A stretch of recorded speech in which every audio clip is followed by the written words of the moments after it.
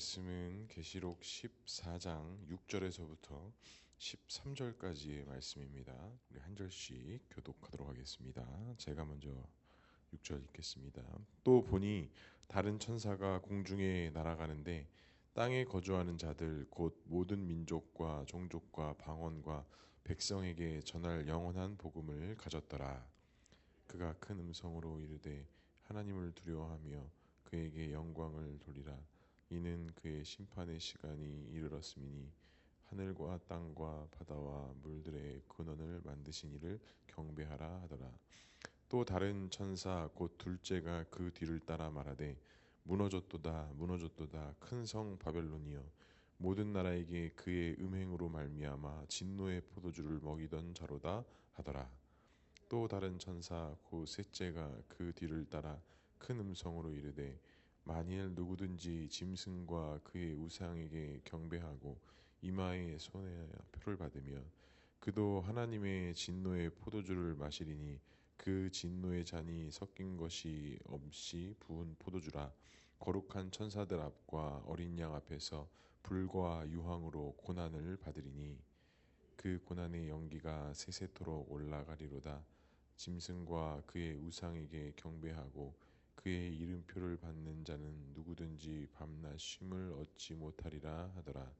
성도들의 인내가 여기 있나니 그들은 하나님의 계명과 예수에 대한 믿음을 지키는 자니라. 또 내가 들으니 하늘의 음성이 나서 이르되 기록하라. 지금 이후로 주 안에서 죽는 자들 복이 있도다 하시매 성령이 이르시되 그러하다. 그들이 수고를 그치고 쉬리니 이는 그들의 행한 일에 따름이라 하시더라. 아멘. 오늘도 말씀과 기도의 자리에 나오신 성도님들을 사랑하고 축복합니다. 본문의 말씀을 통해서 오늘도 주님의 귀한 음성 듣고 오늘 하루도 귀한 믿음으로 살아가는 귀한 시간 될 수 있기를 주님의 이름으로 간절히 축복합니다. 이제 14장의 중반부로 들어가면 특히 오늘 본문은 이제 새 천사가 전하는 메시지의 내용들을 담고 있습니다. 첫 번째 천사는 어떤 이야기를 하고 있을까요? 6절 다시 한번 읽어보도록 하겠습니다. 또 보니 다른 천사가 공중에 날아가는데 땅에 거주하는 자들 곧 모든 민족과 종족과 방언과 백성에게 전할 영원한 복음을 가졌더라. 첫 번째 천사는 공중에 날아다니는데요. 그들에게 전할 메시지, 즉 복음을 들고 있다라고 말씀하고 있습니다. 그러면 계시록에 이 땅에 거하는 자들은 주로 어떻게 표현되어져 있느냐? 이제 주로 땅에 거하는 자들을 표현할 때는 짐승에 의해서 미혹되고 하나님을 거스르고 사단과 어두움을 따르는 자들을 땅에 거하는 자들이라고 보통 기록하고 표현하고 있습니다. 근데 오늘 본문의 땅에 거하는 자들은 그와 같은 단어로 쓰여지지가 않았어요. 오늘 그 6절에 기록되어져 있는 이 땅에 거하는 족속에게는 어떤 의미로 쓰여졌느냐? 그들은 지금 비록 땅에 있지만 앞으로 복음을 소유하고 하나님께로 돌아올 자들이라는 다른 의미로 표현이 되어졌다라는 것이죠. 그러니까 이 복음을 듣는 자들과 그렇지 아니하는 자들에 대한 표현이 성경에서는 분명히 나뉘어져 있다는 것이고, 또 이것을 통해서 우리가 알 수 있는 것은 우리가 하나님께서 구원 삼기로 받은 백성들과 그 양들은 하나님의 무조건적인 은혜로 의해서 선택되어져 있다라는 것입니다. 그러니까 분명히 세상을 따르는 땅에 거하는 자들과 이 땅에 있지만 하나님이 주신 그 은혜에 따라 복음을 따라가는 자들은 분명히 나뉘어져 있다라는 말씀을 담고 있는 것이죠. 그렇기 때문에 첫 번째 전사가 전하는 복음은 그들에게 있어서 하나님의 영광과 하나님의 인도하심을 통해 하나님을 찬양하라는 경배의 메시지를 담고 있습니다. 7절에 그래서 이렇게 말씀하죠. 그가 큰 음성으로 이르되 하나님을 두려워하며 그에게 영광을 돌리라. 이는 그의 심판의 시간이 이르렀으니 하늘과 땅과 바다와 물의 근원을 만드신 이를 경배하라 하더라 라고 말씀하고 있습니다. 심판의 날에 심판의 메시지가 분명히 있는데 하나님을 두려워하고 또한 그 하나님께 영광을 올려드리고 땅과 바다와 물을 만드신 근원을 만드신 이를 경배하라라고 말씀하고 있습니다. 이런 어떤 경고의 메시지가 던져졌을 때 앞서 얘기한 첫 번째 땅에 거하는 자들은 아마 두려움과 걱정과 공포 가운데 있을 거예요. 하지만 두 번째 이야기한 땅에 거하는 자들, 비록 지금은 땅에 있지만 복음을 듣고 하나님 앞에 나아갈 자들이 이런 심판과 경고의 메시지를 듣었을 때 과연 두려움이냐, 걱정이냐, 숨고 싶은 마음이냐, 그렇지 않다는 것입니다.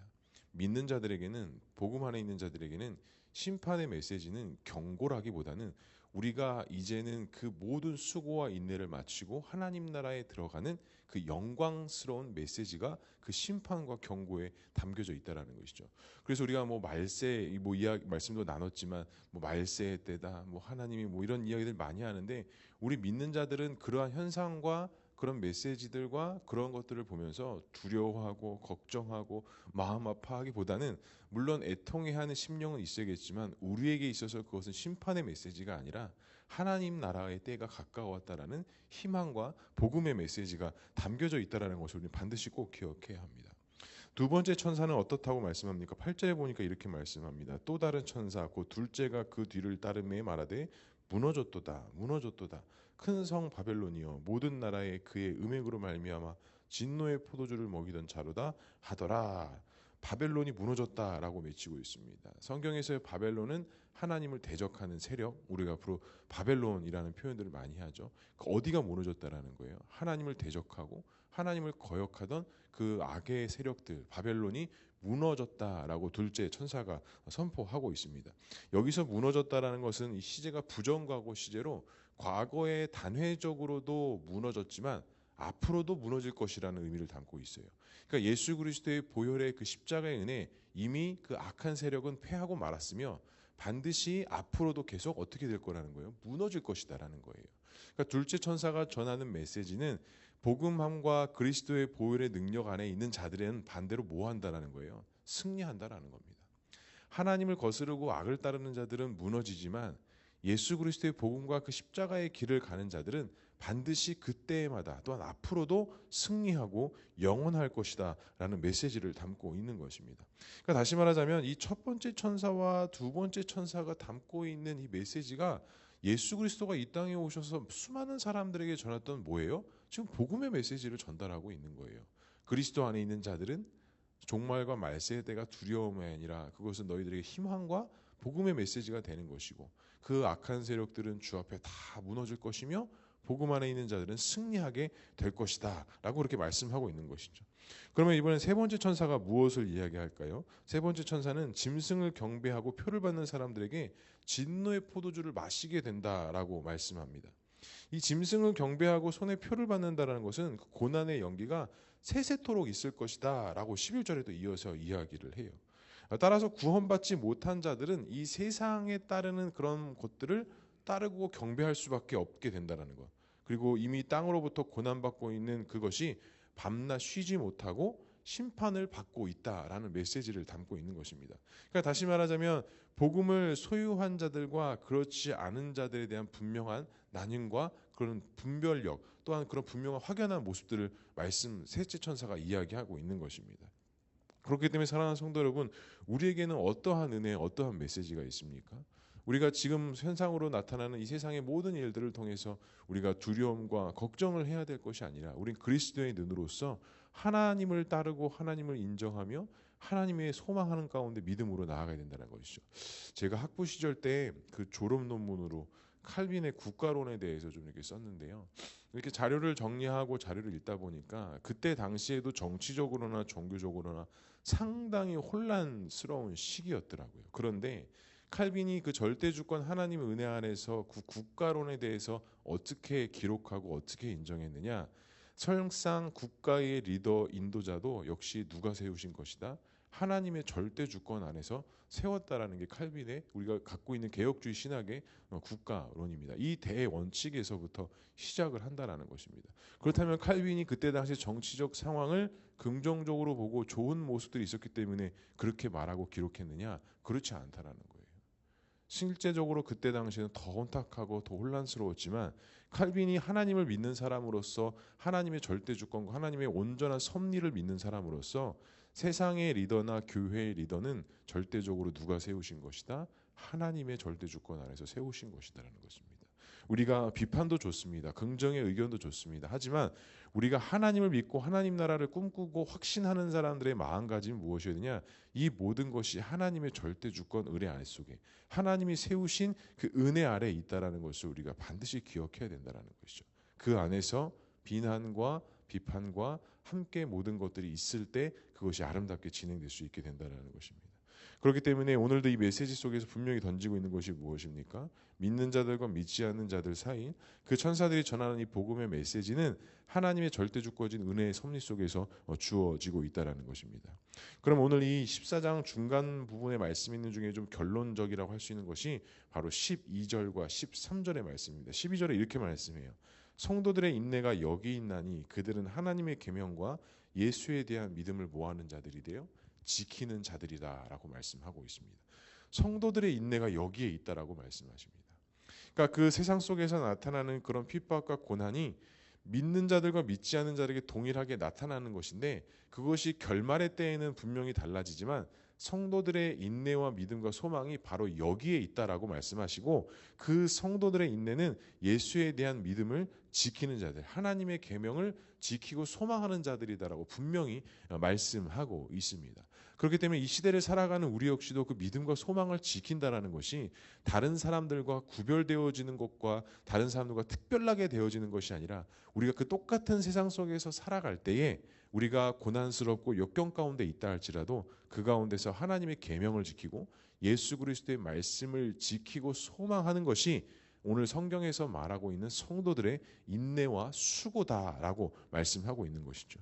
그러면 너무 억울한 거 아닙니까? 그럼 우리가 세상 속에서 너무 피해받고 너무 고통스러운 거 아닙니까? 이렇게 이야기하고 이렇게 말할 수 있습니다. 그런데 13절에 이렇게 말씀합니다.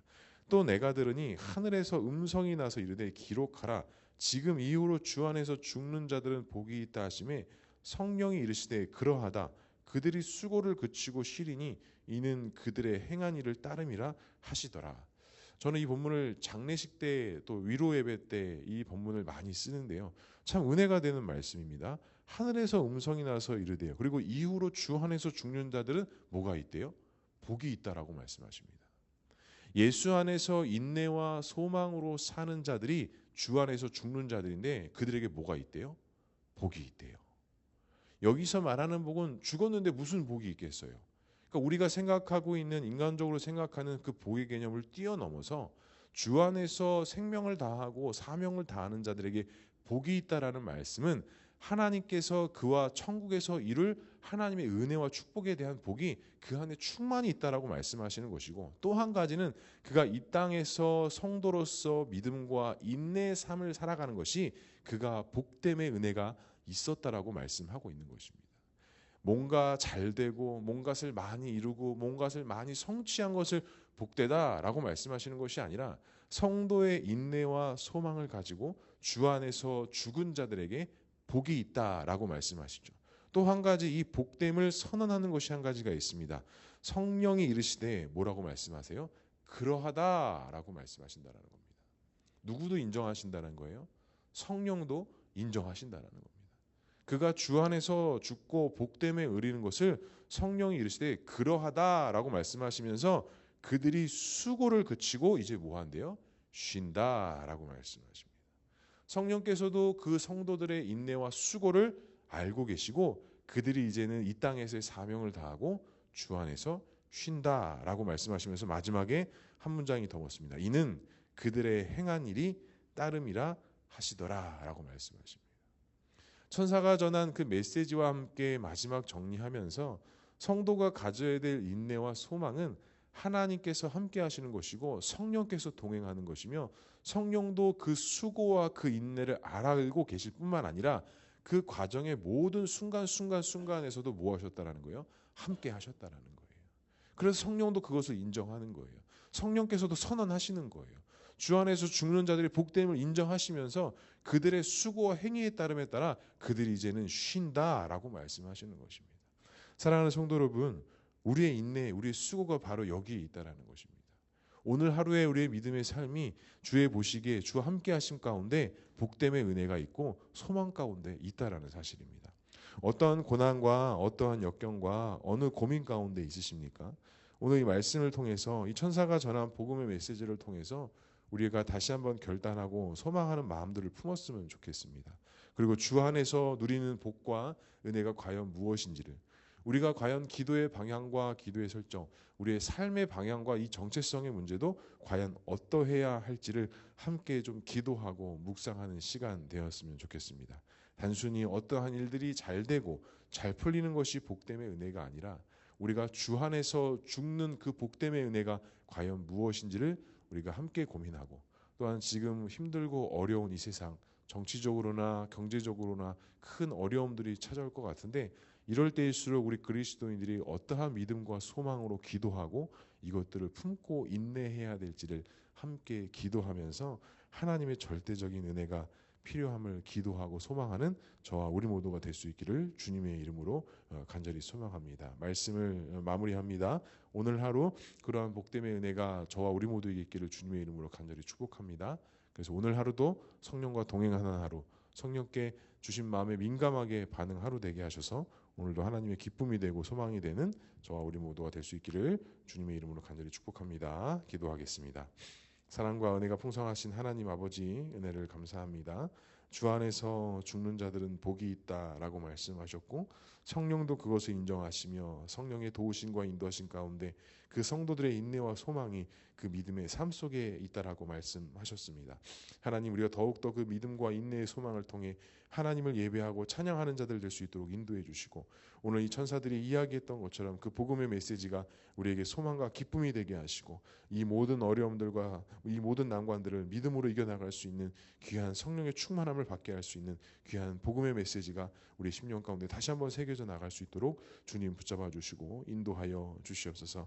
이 시간 많은 기도의 제목 들고 주 앞에 나왔습니다. 기도하고 간구하는 가운데 주님께서 함께하여 주시고 응답하여 주시고 주님의 살아 역사하심을, 이 기도의 제목이 응답되어지는 걸 통해 다시 한번 경험되어지는 우리 모두의 기도의 제목이 될 수 있도록 주님 인도하여 주시옵소서.